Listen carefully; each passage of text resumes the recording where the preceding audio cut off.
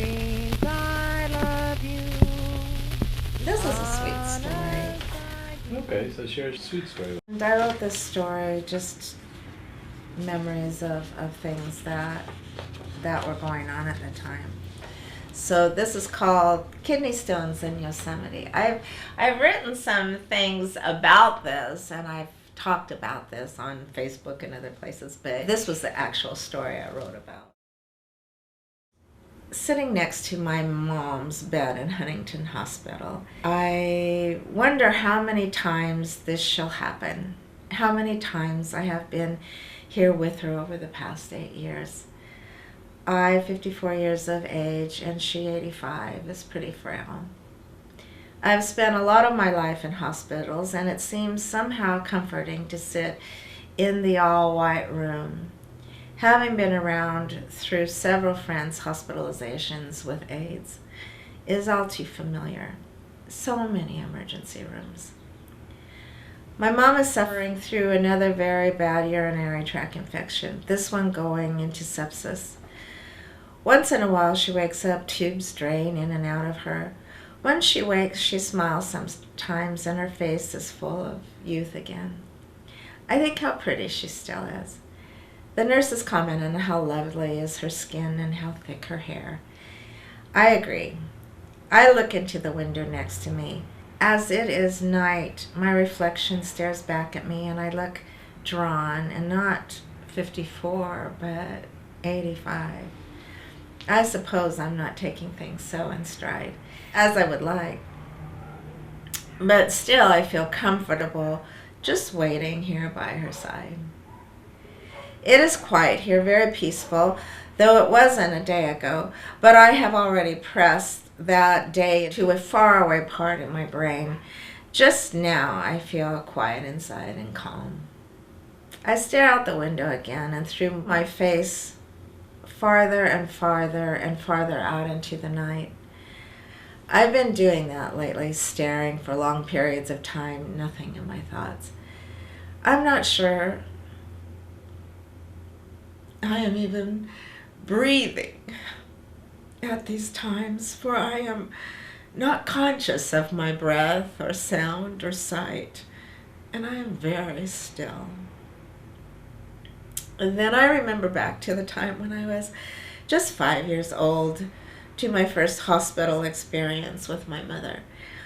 We were on vacation in Yosemite, Mom, Dad, Barbara, Pam, and I. It was night, and we were at some kind of light show at a waterfall. I believe we were sitting on bleachers.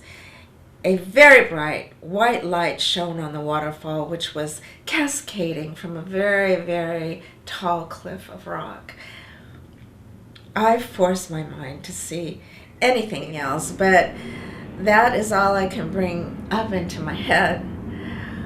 What I hear is a woman singing Indian Love Call. Perhaps it was recorded, but I asked my father, where is the woman? I think that she is standing on top of the waterfall. I keep straining my eyes to see her. I think she is an Indian maiden. The lyrics go, I am calling you. Perhaps it was Jeanette MacDonald. Perhaps not, but I think it is. But I will never forget the eerie sound and how exciting it was to behold. Then suddenly my mom started crying, and my dad carried her down from the bleachers. I didn't know what was going on. I was so frightened. Then the next thing I remember is being in the back of the car with my sisters parked in front of a hospital. The hospital had white lights reflecting on it too. It was a very pretty hospital. White marble, I think. I was half asleep when the police officer came to the car to get my sisters and me. He reached in to get me out, and I started screaming and clung to Barbara. My sister said it would be all right and to come with them, but I kept screaming and crying and calling, Mama! I want my mama! My...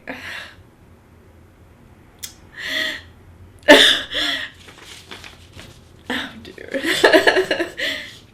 My sister finally pulled me out of the car and got me into the arms of the officer, and he carried me into the building. I don't remember anything after that. That is all I recall at the time. So now, sitting here in the hospital, I come back from the night. I look over at my mother between the white sheets, and I silently call, "Oh, my mama. I'm sorry." That's a tough one. Even I would think that all the years that have gone by, it wouldn't be so bad, but... If I could just hold your touch once again in my arms, then life would